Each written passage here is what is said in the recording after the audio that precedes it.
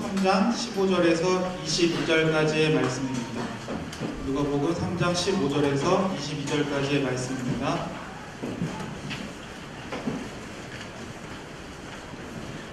제가 먼저 읽도록 하겠습니다.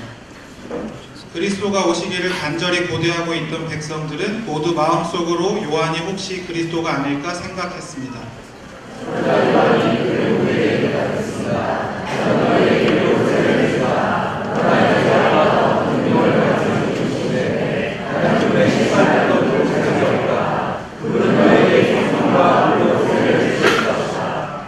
그분은 손에 키를 들고 타작마당을 깨끗이 치우시며 알곡을 창고에 모아들이고 쭉정이를 꺼지지 않는 불에 태우실 것이다.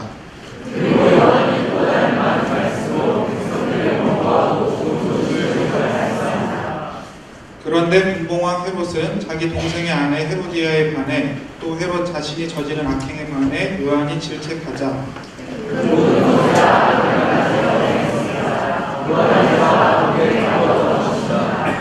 모든 백성이 세례 받을 때에 예수께서도 세례를 받으셨습니다.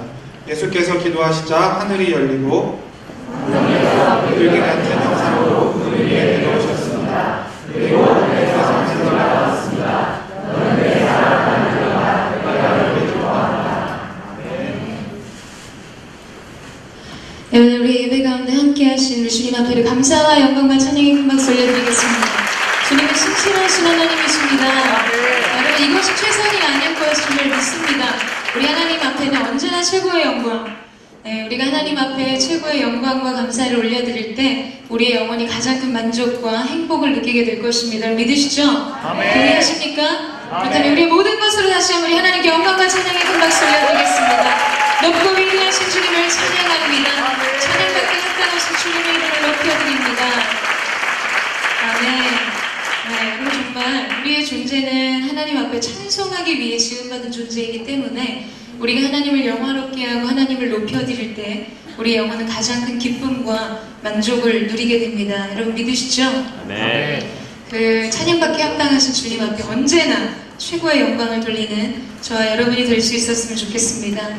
특별히 금요일부터 오늘까지 2박 3일 동안 대학 청년부의 리더십들이 함께 모여서 하나님의 말씀 앞에 예배하는 시간들을 가졌습니다.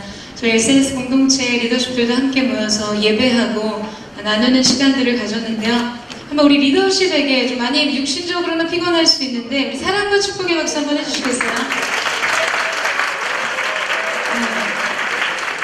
어저께 저희는 끝나고 또 멘토님들 오셔서 맛있는 간식을 나누면서 교제하고 이렇게 교제하고 친교하는 시간들을 가졌는데 저는 갑자기 오늘 이제 담당자 영상 설교였다가 공동체 담당자 설교에서 건너방에서 설교 준비를 하고 있었어요.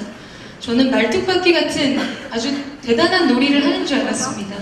엄청난 소음과 나중에 저희 대표연 씨가 아래층에 가서 사과를 했다고 하더라고요. 너무나 즐겁게 노는 모습들을 봤는데 제가 이 얘기를 하는 이유는 여러분 그렇게 놀아놓고 예배 때 피곤하다고 주는 것은 반칙입니다. 사전에 경고를 드리는 거예요.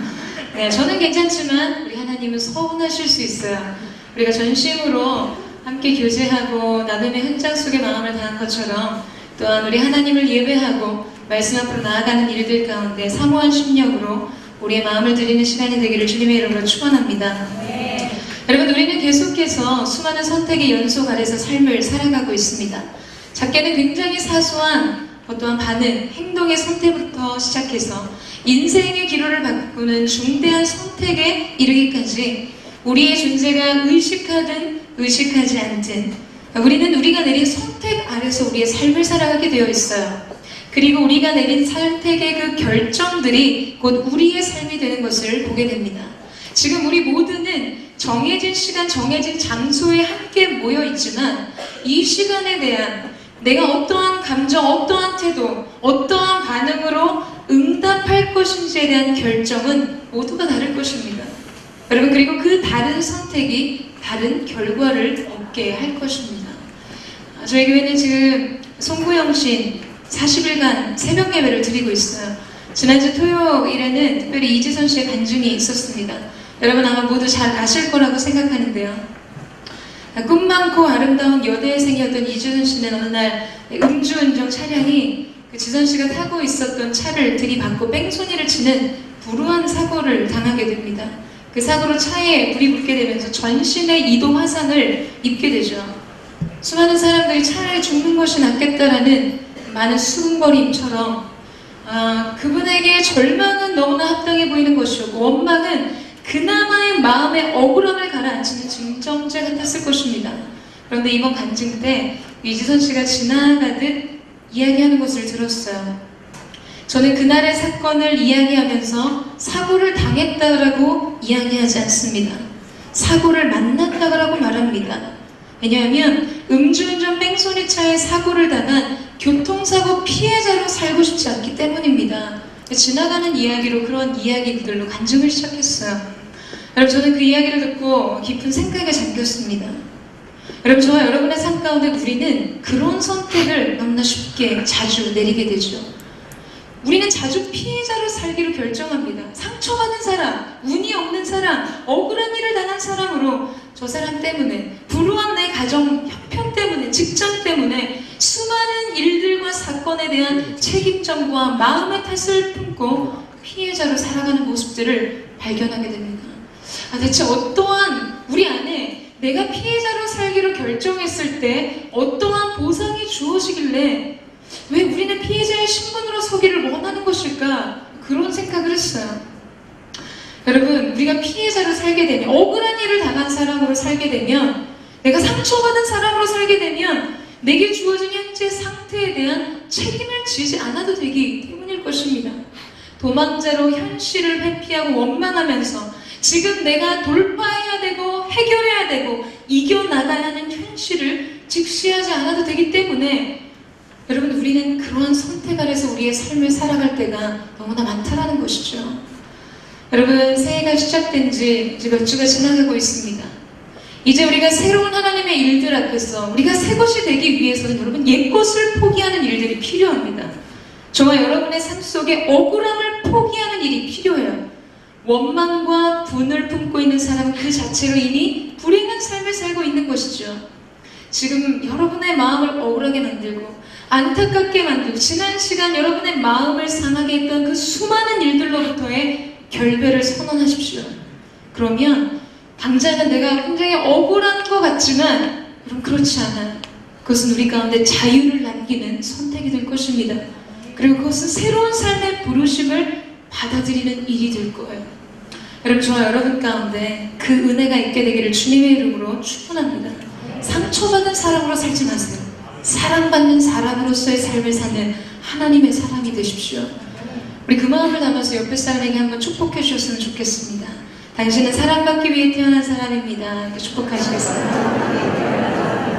우리가 오늘 이 말씀 앞에 나아갈 때 사랑받는 사람으로서 하나님의 기뻐하심을 입는 사람으로서의 마음으로 주님께서 우리 가운데 주시는 말씀을 함께 나누기를 원합니다.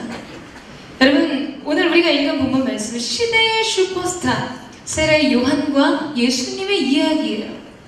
우리는 이 말씀을 통해서 세례 요한이 어떠한 사람인지 예수 그리스도가 어떠한 분인지를 알게 됩니다. 우리 15절 말씀을 개역 한글 자막이 준비되어 있는데요. 15절 말씀을 다 같이 한번 다시 읽도록 하겠습니다. 15절 말씀 시작.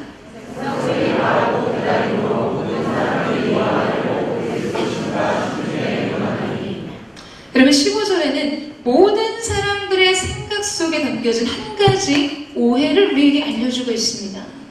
그 오해란 무엇인가? 그것은 바로 요한이 그리스도일 것이라고 모든 사람들이 그렇게 생각하고 있었다는 거예요. 요한을 그들의 메시아요 구원자로 생각했다는 것이죠.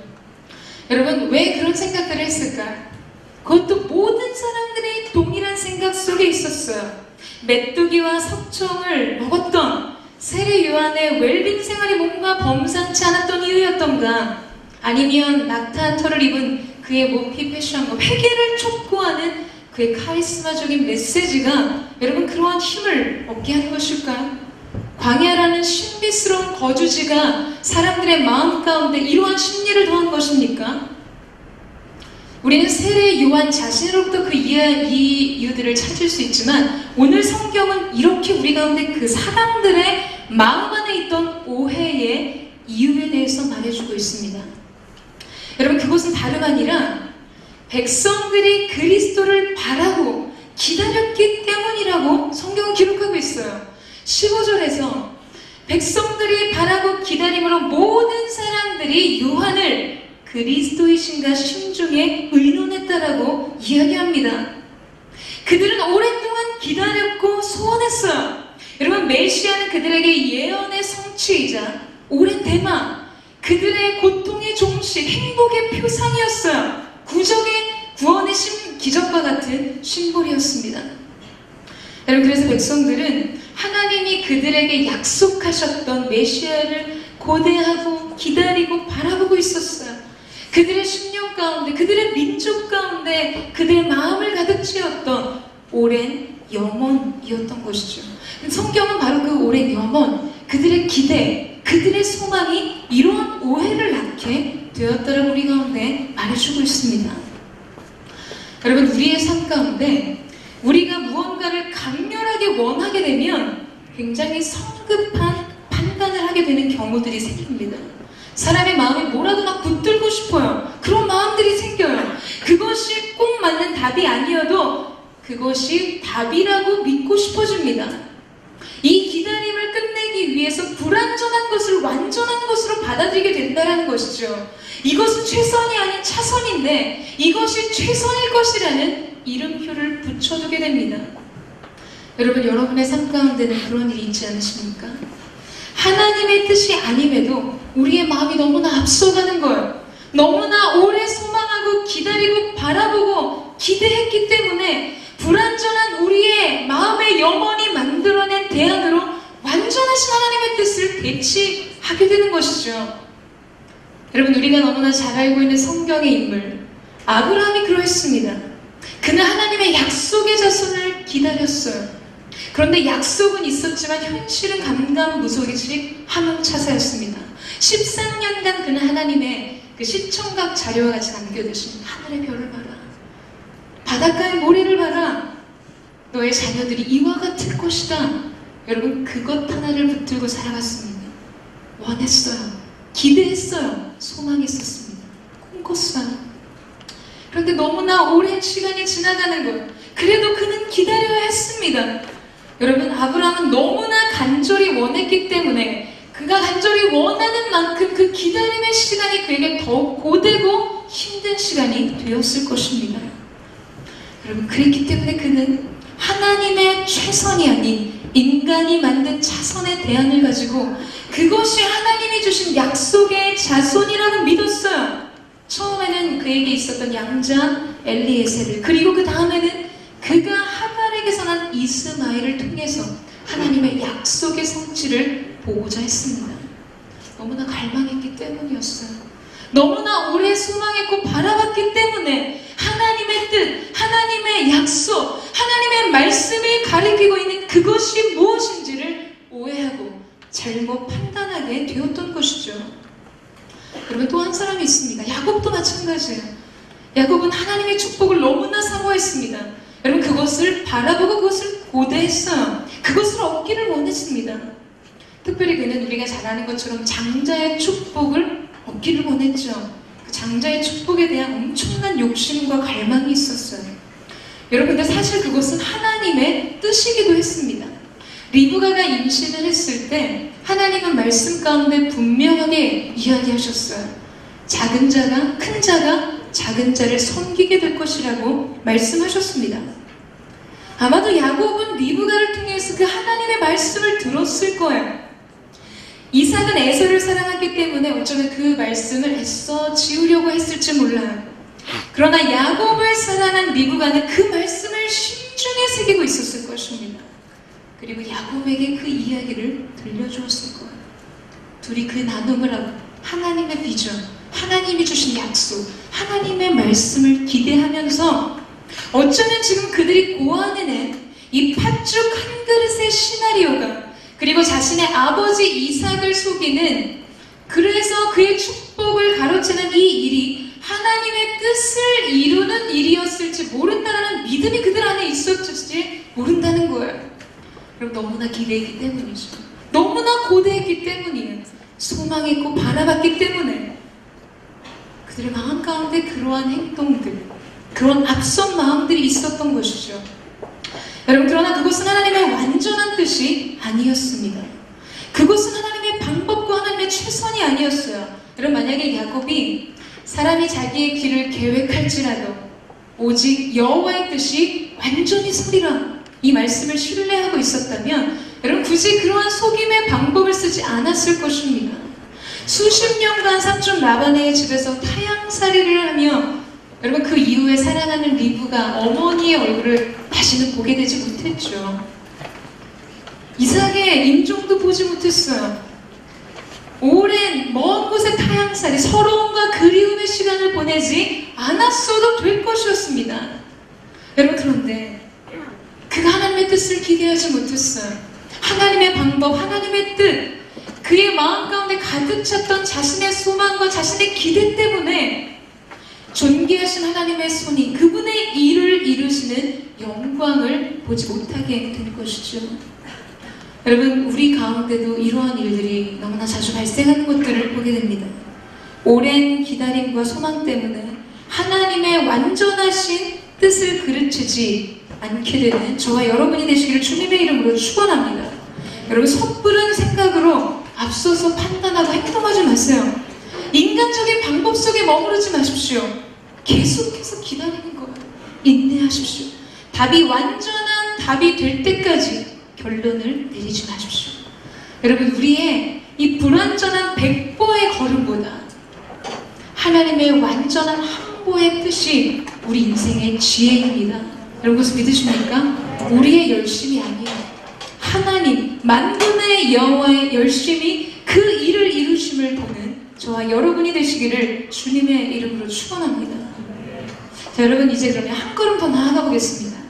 지금 사람들은 이 세례 요한을 메시아로 생각하고 믿고 있었어요. 그 당시의 시대를 생각해보면 지금 시대처럼 네이버에 세례 요한이 그리스도인가요? 이렇게 찍어보고 이 대중의 댓글, 여론을 볼 수 있는 그런 때가 아니었습니다. 그럼 예수 그리스도가 메시아이신가요? 내공 많이 드립니다. 여러분, 이러한 글을 올리고 답을 얻을 수 있는 시대가 아니었다는 거예요. 당시의 사람들의 생각은 입에서 입으로 전해지는 소문과 정말 무수한 상상력으로 추론하고 예측되어 전해지는 것이었어요. 여러분, 그렇기 때문에 이 인기 검색어 1위 세례 요한 메시아 아님을 판명, 여러분, 이러한 기사로 한 번에 모든 사람들의 생각을 바꿀 수 있는 그러한 것이 아니었습니다. 오늘 그들 가운데 있었던 세례 요한이 메시아일 것이다, 그리스도일 것이다 라는 그 믿음은 그 세대와 시대의 생각이었습니다. 그것이 믿음이었어요. 그것이 세대의 여론이었고 민심이었습니다. 여러분, 그렇다면 지금 그들 사이에서 지목받고 있는 세례 요한의 인지도와 지지도를 여러분 한번 생각해 보세요. 그 인기는 정말 하늘을 찔렀을 것입니다. 여러분, 민심이 춘심이라는 이야기가 있는데 지금 세례 요한은 엄청난 사람들의 주목과 인기 속에 서 있었다라는 것이죠. 여러분, 그렇다면 이제 우리가 생각해 봐야 할 것은 무엇인가? 이때 세례 요한의 마음일 것입니다. 여러분, 그의 마음 가운데, 그의 내면 속에 무수히 올라오는 생각들, 자신의 사명과 비전을 비춰보았을 때 지금 그가 걸어온 이 사명의 길은 정말 기대 이상의 열매와 호응을 얻고 있는 것이었어요. 그의 사명은 그리스도의 길을 예비하는 사람으로서의 부르심인데 지금 사람들은 그를 그리스도, 메시아로 생각하고 있었습니다. 그의 영적인 권위는 누구도 범접할 수 없는 것이었어요. 엄청난 영적인 성공을 누리고 있었습니다. 여러분, 요한의 마음이 어땠을까요? 여러분, 한번 상상해보세요. 분명 그 안에도 높아진 마음으로의 유혹이 마치 민들레 이 홀씨가 날려지듯이 그의 온 마음에 뿌려졌을 것입니다. 당신이 메시아인가요? 이런 질문에 긍정은 안 하는데 왜 그런 거 있잖아요. 왜냐하면 씩 웃어주는 거. 그런 미소 한번 날려주면 내가 뭐 기라고 했나? 그렇진 않지만 사람들의 마음 가운데 여전히 자신을 주목하게 만드는 사람들의 시선을 남기고 그것을 즐겼을지도 모릅니다. 여러분, 인생의 교만은 가꾸지 않아도 생명력이 강한 잡초처럼 자라나게 되어 있어요. 요새도 있는지는 모르겠는데 가끔 길을 지나면 누군가가 부르는 소리를 듣게 됩니다. 여보세요? 이렇게 부르는 소리를 듣게 돼요. 뒤를 돌아보면 두더지 한 마리가 고개를 들고 쳐다보고 있습니다. 여러분, 두더지 게임 아시죠? 저와 여러분의 세대가 다르지 않을 거라고 생각해요. 두더지 게임에서 여성의 목소리가 우리를 부르잖아요. 여보세요? 여보세요? 그러잖아요? 그럼 우리는 동전을 넣고 망치로 두더지를 내리칩니다. 근데 이게 한 방에 아무리 세게 친다고 해서 끝나는 게 아니에요. 엄청난 혈투가 계속됩니다. 속도가 붙어요. 그런데 나만 속도가 게이지가 올라가는 게 아니라 얘도 빨라져요. 여러분, 우리의 마음의 교만이 이러한 모습으로 우리 가운데 고개를 들고 찾아오지 않습니까? 내가 좀 잘한 것 같다. 쟤보다는 내가 낫다. 지가 뭔데 날 따라. 나를 높이는 마음, 상대를 무시하는 마음, 이것은 모두 교만의 라벨이 붙여진 마음들입니다. 여러분, 세례 요한에도 그가 하나님 앞에 겸손을 동이고 마음으로 기도할 때마다 어쩌면 그의 영과 내면 안에서 이토록 두더지 게임을 하도 그의 마음을 부르며 사람들이 너를 주목하는 것 보라. 네 말씀 하나에 사람들이 회개하며 죽기로 돌아오는 저 모습을 좀 봐. 대단한 것 같다. 너는 정말 기름 부으심이 넘치는구나. 여러분, 높아진 마음과 자라나고 싶은 마음, 자기 것이 아님에도 불구하고 자기 것인 것처럼 자기를 가꾸고 치장하고 싶은 마음들이 찾아왔을 것입니다.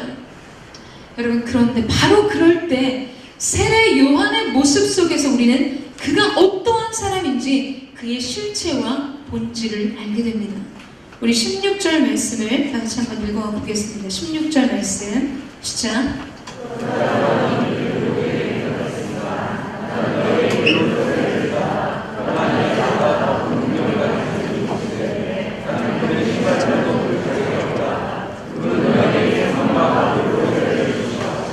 여러분, 지금 세례 요한은 이렇게 이야기하고 있어요. 세례 요한은 말합니다. 내가 아닙니다. 나는 여러분이 기대하고 기다린 그 메시아가 아니에요. 그분은 따로 계십니다. 나는 그분의 신발끈을 풀 자격도 없습니다.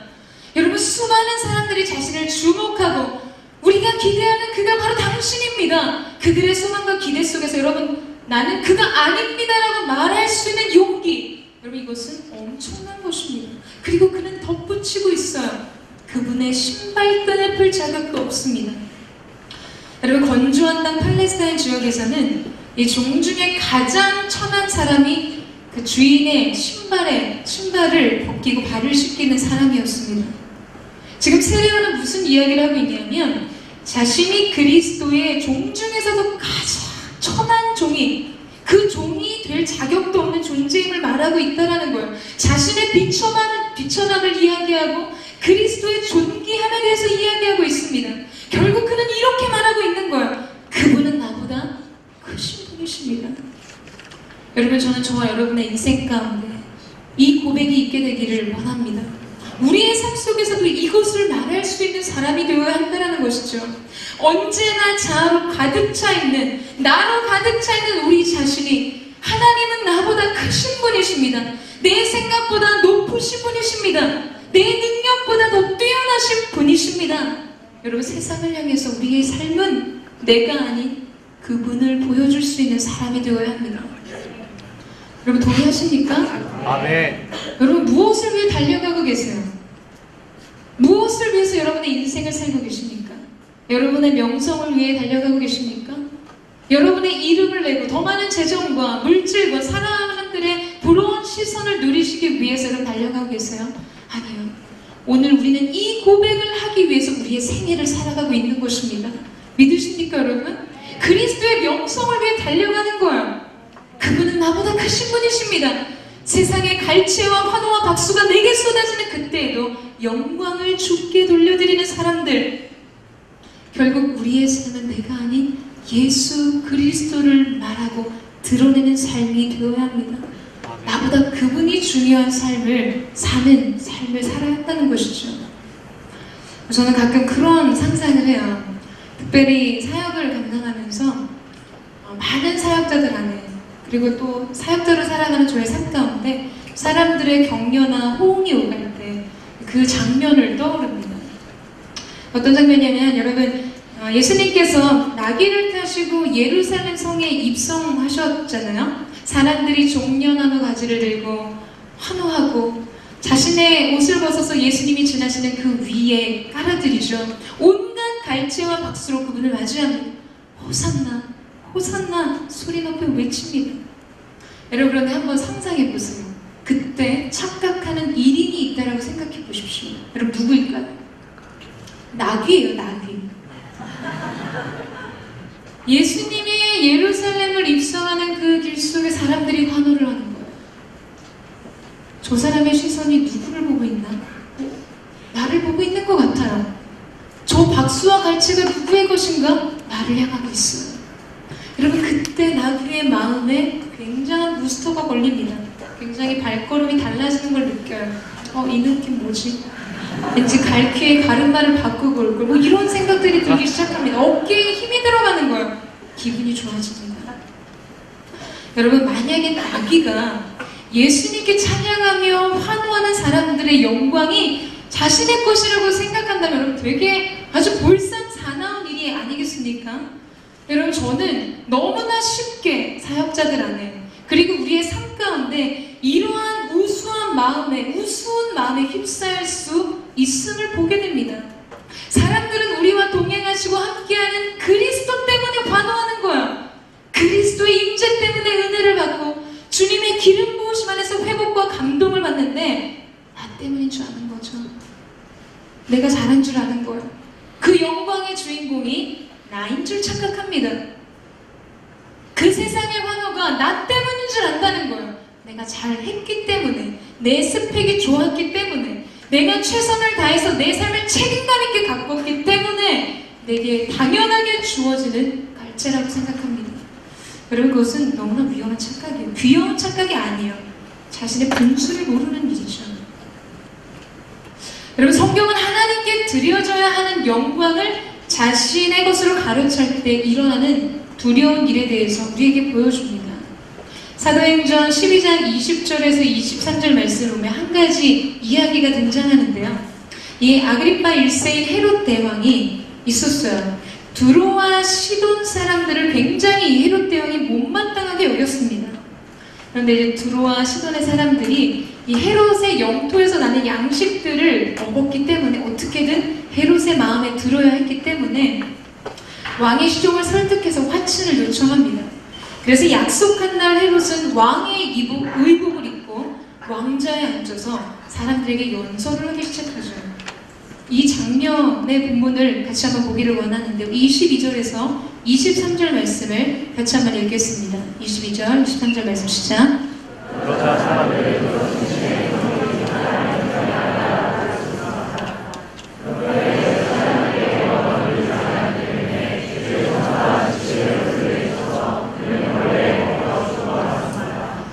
여러분, 헤롯이 하나님께 영광을 돌리지 않았기 때문에 주의 천사가 헤롯을 쳐서 어떠한 일이 벌어졌다라고 말합니까? 그가 벌레에 먹혀서 죽었다고 이야기하고 있어요. 여러분 이것은 우리가 잘 아는 미라 영화나 인디아나 존스에서 나오는 극단적인 상상물이 아니에요. 성경에서 따온 패러디입니다. 여러분 충이 먹어서 죽었다라고 기록하고 있어요. 실제로 성경과 역사는 아그리파 1세인 헤롯 대왕이 벌레에 먹혀서 죽었다라고 기록합니다. 여러분 왜일까요? 그가 하나님 앞에 돌려드려야 하는 주님의 영광을 자신의 것으로 가로챘기 때문이라고 이야기하고 있는 것이죠. 여러분 우리의 인생의 영광은 누구의 것입니까? 여러분 깨어 일어나세요. 중요한 순간입니다. 우리의 인생의 영광은 누구의 것이에요? 여러분 이것을 기억하셔야 합니다. 여러분 가슴팍에 새기셔야 돼요. 여러분의 그것이 사역의 현장이든 예배의 현장이든 삶의 현장이든 무수한 삶의 한복판에서 언제나 인생의 영광은 주님께 올려드려야 합니다. 믿으세요? 그렇기 때문에 우리가 말씀을 시작할 때마다 아주 의도적으로 우리의 마음을 들어서 영광의 박수를 오직 찬양받기 합당하신 하나님 앞에 올려드리는 것이죠. 매 순간 사람의 칭찬과 환호가 여러분을 조명하고 여러분을 주목할 때 여러분의 시선이 하나님께로 향해 가셔야 하는 거예요. 여러분 동의하세요? 여러분 평생의 인생의 걸음걸음 언제나 우리 가운데 찾아오는 세상의 환호와 영광의 모든 그 스포트라이트에서 하나님 앞에 영광을 올려드리는 저와 여러분이 되기를 주님의 이름으로 축원합니다. 아멘. 우리가 이 보배를 질그릇에 가졌습니다. 이는 능력의 신이 큰 것이 하나님께 있고 우리에게 있지 아니함을 알게 하려 함이라. 여러분 보배는 주님이십니다. 우리가 아니에요. 우리의 인생은 아무리 빛나도 보배를 담은 질그릇으로서의 영광일 뿐입니다. 저와 여러분 안에 착각하기 쉬운 모든 삶의 현장 속에서 우리가 언제나 영광은 오직 주님께, 언제나 가장 높은 찬양은 주님께, 예수 그리스도 앞에 최고의 영광과 찬양을 올려드리는 저와 여러분이 되시기를 주님의 이름으로 축원합니다. 아멘. 세례 요한의 인생은 그랬어요. 마치 투광 조명처럼 자신의 존재를 감추고 예수 그리스도만을 조명하며 겸손의 자리에 섰습니다. 여러분, 그런데 성경은 정말 역설의 진리예요. 자신을 낮추는 자는 주님의 높이심을 경험하게 됩니다. 아쉽게 영광의 자리를 비켜선 것 같지만 여러분, 예수님이 세례 요한에게 뭐라고 말씀하시죠? 이는 여인이 난 자 중에서 가장 큰 자라고 말씀하세요. 그를 가장 높고 존귀한 자리에 올려두십니다. 여러분, 자신을 낮출 때 하나님이 그를 높이시는 거예요. 우리의 인생은 스스로 높아지는 것이 아닙니다. 하나님이 높이셔야 높아지는 것입니다. 여러분, 그래서 믿으십니까? 아멘. 저와 여러분의 인생이 하나님의 높이 드시는 은혜의 손길 가운데 있기를, 우리는 겸손히 주님 한 분만을 높이고 주님은 우리를 높이 들어주시는 그 은혜가 있게 되기를 주님의 이름으로 축원합니다. 아멘. 이제 무대의 조명이 예수님께로 옮겨갑니다. 우리 21절 말씀인데요. 같이 한번 읽겠습니다. 21절 말씀 시작. 모든 백성이 저희에게 예수께서 높이를 받으셨습니다. 예수께서 구하시사 우리를 보고. 여러분, 예수님이 세례를 받으셨어요. 여러분, 좀 의아하지 않으세요? 그분은 하나님의 아들이셨습니다. 요한의 고백처럼 그분은 알곡과 쪽정이를 가르시는 심판의 구주셨어요. 그런데 오늘 말씀에 등장하는 예수님은 모든 백성이 줄지어 세례를 받기 위해 요한에게 나올 때 그 무리 중에 함께 계셨습니다. 성령과 불로 세례를 주셔야 하는 그분이 이인자 요한 앞에 머리를 숙이고 그의 세례를 받으셨다는 거예요. 저는 이 말씀을 묵상하는데 며칠 전에 제가 본 한 기사의 장면이 떠올랐습니다. 중국에서 굉장히 큰 화제를 낳았던 일이었죠. 시진핑 국가주석이 12월 28일이었던 것 같아요. 베이징 시내에 한 만두 가게를 찾아서 줄을 서서 계산을 하고 손님들과 함께 만두를 먹은 일이 있었습니다. 네, 이 장면이었어요. 연례적으로 민생 탐방 차원에서 이루어진 일인데 웨이보와 포털의 기사들이 일제히 이 내용을 다 다뤘습니다.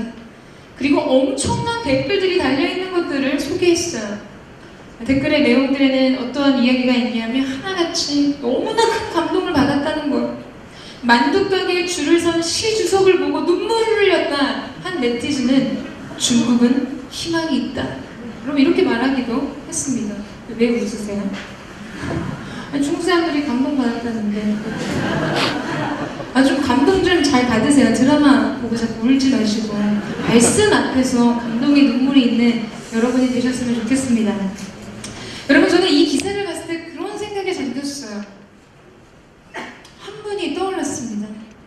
우리에게는 더 이상 새로울 것이 없는 예수 그리스도.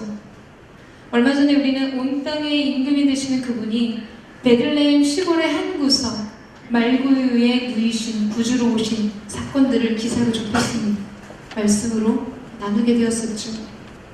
그리고 오늘 그분은 요한의 세례를 받기 위해 여타 모든 백성들의 무리와 더불어 번호표를 뽑아서 줄을 서시고 세례 요한에게 머리를 숙여 침례를 받으신, 여러분, 그 줄을 서서 기다리시는 예수 그리스도의 모습을 한번 상상해 보세요. 제 생각으로 누가는 이 기사를 쓸 때 중국 사람들이 시 주석에게 감동을 받았던 것처럼 굉장히 큰 감동을 안고 이 기사를 썼다고 생각을 해요. 그렇기 때문에 모든 백성들이 세례를 받는 그곳에 예수가 함께 계셨다. 예수님이 세례를 함께 받으셨다. 이렇게 기록했겠죠. 세례 요한에게 세례를 베푸셔야 하는 그분이 세례 요한의 세례를 받으셨어요. 그의 눈에는 기이하고 놀라운 모습이었을 것입니다. 여러분 한번 생각해 보세요. 우리 인생의 주인이 되시고 왕이 되시는 예수께서 이토록 겸손하시고 온유하시다면 여러분 우리의 장래에 소망이 있겠습니까? 아멘 하세요. 네. 아멘이십니까? 네. 여러분 중국의 백성들이 그들의 주석의 모습을 보고 이렇게까지 이야기하잖아요. 중국은 희망이 있다. 여러분 그렇다면 온 땅의 통치자가 우리에게 보이신 이 겸손과 온유, 그분의 순전함이 우리에게 남기는 희망은 무엇인가? 우리의 미래에 주어지는 소망은 무엇인가? 저와 여러분이 어떠한 감동 속에서 지금 이 말씀을 대하고 있냐라는 것이죠. 왜 우리의 마음 가운데 예수님께서 정말 한 국가의 주석이 사람들의 마음 가운데 남긴 감동의 여운만큼도 우리 가운데는 메시지가 왜 되지 못할까? 왜 그분은 우리에게 그토록 새로운 분이 되시기가 이토록 어려운 것일까? 여러분 그런 생각 안 드세요? 여러분의 회장님이 식판 받아다가 여러분과 같이 점심 식사하신다고 생각해 보세요. 여러분에게 말을 걸어 상냥하고 친절한 마음을 나누고 격려하고 위로합니다. 감동받지 않으시겠어요? 받으세요. 마음의 문을 좀 여세요, 주님. 여러분, 근데 그리스도께서 온 땅의 통치자가 되세요. 그분은 지금 만물의 주권자가 되시고 역사의 주권자가 되십니다. 역사를 쓰고 계신 분이세요. 그분이 우리에게 찾아오셔서 우리를 구원하실 뿐만 아니라 세례 요한 앞에 가셔서 세례를 베푸셔야 하는 그분이 세례 요한의 세례를 받으셨다는 것이죠. 여러분, 우리가 이 안에서 발견해야 하는 것은 무엇인가? 우리는 주님의 겸손 속에서 우리를 선대하실 예수님의 성품을 보게 되는 것입니다. 그래서 우리에게는 희망이 있다는 거예요. 저와 여러분의 왕이 그런 분이십니다. 여러분, 북한의 동포들이 고통하는 이유가 뭐라고 생각하세요? 김일성과 김정일, 김정은에 이르기까지 그들의 통치 체계와 그들의 이념과 사상, 여러분 그들의 뜻이 바르고 선하지 않기 때문에 여러분 결국 그들의 이 모든 것이 백성들의 안위를 결정하게 되어 있습니다. 북한의 사람들이 고통하는 이유는 그들의 수장이 선하지 않기 때문이에요. 그들의 사상과 이념이 바르지 않기 때문입니다. 우리의 왕은 누구십니까? 예수 그리스도세요.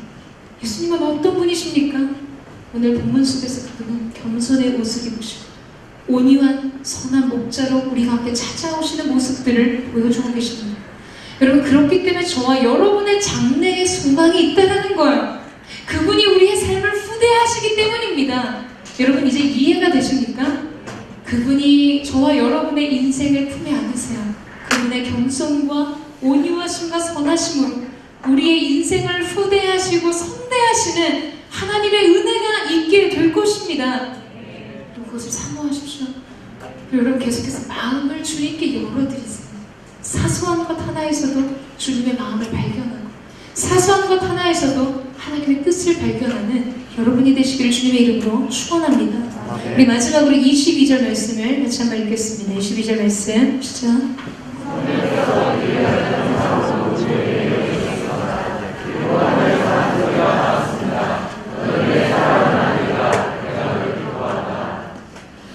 예수님께서 세례를 받으시고 기도하시자 하늘의 문이 열렸어요. 하늘이 열렸어요.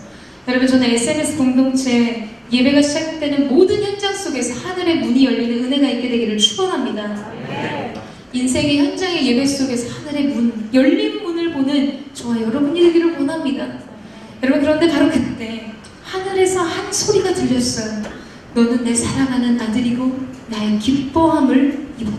내가 너를 기뻐한다 라고 말씀하시는 소리, 그 음성이 들려왔습니다. 여러분 바로 이 사건을 시작으로 예수님의 공생애가 시작됩니다. 이 말씀이 예수님의 사역의 기반이었습니다. 십자가의 고난의 길에서도 자신의 사명을 잃어버리지 않고 지킬 수 있었던 견고함의 기초가 되었던 것이죠. 여러분, 저와 여러분의 삶 속에서 우리를 향한 하나님의 바로 이 고백을 들어야 합니다. 너는 내 것이다. 내가 너를 기뻐한다. 내가 너를 너무나 사랑한다. 여러분, 우리에게 새롭게 시작되는 문은 우리를 향한 하나님의 사랑, 그분의 기쁨에 있습니다. 여러분, 그 음성 속에 우리 인생의 집을 짓고 사명의 길을 갈 때 우리의 삶에는 결코 실패가 없을 것입니다. 요동함이 없는 거예요. 여러분, 우리는 하나님의 마음을 굉장히 잘 예측하고 추론합니다. 내가 그 마음을 경험하지 않았어도 하나님의 뜻이 그런 것 같아. 그냥 순응하듯 그냥 이끌려가는 정도의 삶으로 만족할 때가 있어요. 여러분들, 저는 우리가 그 정도의 수준에 머물러 있지 않기를 원해요. 그 마음을 직면해서 경험해서 하는 것이죠. 내가 오늘 나에게 말씀하시는, 나를 사랑하시는 거라고 믿습니다. 이게 아닌 거예요. 사랑하시는 그분의 사랑을 경험하는 것입니다. 여러분, 그것을 원하십니까? 아멘. 하나님이 여러분을 기뻐한다고 여러분 그것을 경험하셨어요? 대부분의 사람들이 지금 하나님이 당신을 어떻게 생각하실 것 같습니까? 라고 질문하면 하나님이 나에게 실망감을 갖고 있다. 하나님이 나에게 좀 화가 나 있으신 것 같다. 대부분의 사람들이 그런 대답을 합니다. 우리 안에 내가 하나님 앞에 바르지 못했던 나의 행위로 인해 무너진 영역으로 인해서 하나님의 마음을 오해하게 되는 것이죠. 여러분, 이것은 그냥 예측과 예상이에요. 우리는 너무나 수많은 삶의 현장 속에서 그 예상과 예측의 결론 속에 머무는 것들을 보게 됩니다. 그러나 여러분, 저는 오늘 우리가 말씀 앞에서 함께 기도하며 나아갈 때 우리 가운데 하늘의 문이 열리고 여러분 가운데 말씀하시는 주님의 음성이 들려지고 경험되어지는 은혜가 있게 되기를 주님의 이름으로 축원합니다. 여러분의 연인이 여러분을 사랑한다고 속삭이는 그 속삭임처럼 하나님의 사랑의 고백을 들으세요. 경험하세요. 누리십시오. 여러분의 배우자나 여러분의 자녀나 여러분의 친구가 따뜻하게 여러분을 끌어안아주는 그 사랑의 품처럼 아버지의 품을 그렇게 경험하는 거예요. 그것이 실제가 되어야만 우리의 인생의 사명의 길을 가고 하나님의 뜻을 이루는 모든 삶의 여정 속에서 우리는 흔들림 없이 기쁨으로 그 길을 달려갈 수 있게 될 것입니다. 그 사랑을, 여러분을 향한 하나님의 기쁨을 듣고 경험하고 누리십시오. 그때 우리는 비로소 우리의 인생의 새 길이 열리고 새 날이 열리는 것들을 보게 될 것입니다. 여러분, 새해가 밝았다고 삶이 새로워지지 않아. 저희 리더십 수련회에 들어가서 계속 찬양 인도하면서 어젯밤에 그런 이야기들을 나눴습니다. 여러분, 우리가 이제 나이가 들어가니까 컴퍼스 갔다가 동그랗게 시간표 그리면서 새로운 한 해를 기대하고 새로운 날들을 계획하지 않지 않습니까? 2014년도 새해 첫날이 밝았어도 어제의 일상이 오늘의 일상과 같아요. 여전히 책상 위에 내가 해야 될 업무의 양들이 쌓여 있습니다. 달라지는 게 없어요. 내 마음의 감정도, 관계도, 가정도, 상황도, 환경도. 무엇이 여러분을 새롭게 할 수 있다고 믿으세요? 수련회는 매해 같았어요. 시스템도 같았고, 프로그램도 같았고, 내용도 같았고, 모이는 사람도 어쩜 그렇게 똑같습니까? 뭐가 달라요? 새로울 것이 하나도 없어요. 그러나 우리가 기대할 수 있는 새로움, 그 한 가지는 그 가운데 임하신 하나님의 임재인 것이죠.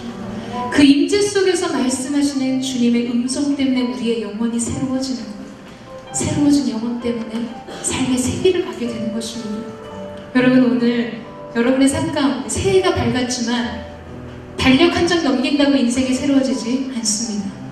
그리스도의 공생애의 문이 열린, 하늘의 문이 열렸던 것처럼 오늘 우리가 기도 속에서 여러분 개인에게 속삭여 말씀하시는, 아들아, 내가 너를 사랑한다. 내가 너의 마음을 알고 있다. 내가 너를 깊이 이해한다. 딸아, 내가 너를 사랑한다. 내가 나의 의로운 오른손으로 너를 붙들어 주기를 원한다. 너는 눈을 들어 나의 사랑을 보라. 여러분, 말씀하시는 그분의 사랑을 우리가 경험할 때 우리는 새로워지는 거예요. 우리가 오늘 그 사랑을 누리고 경험하는 은혜가 있게 되기를 주님의 이름으로 축원합니다. 하나님이 여러분의 도움이 되실 것입니다. 주님이 여러분을 사랑하십니다. 우리 이 시간에 예수 그리스도의 이름 앞에 우리 함께 찬양하며 기도하며 나아가기를 원합니다.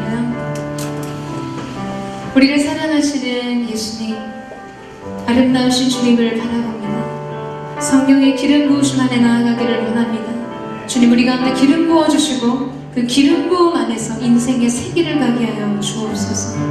함께 찬양합니다.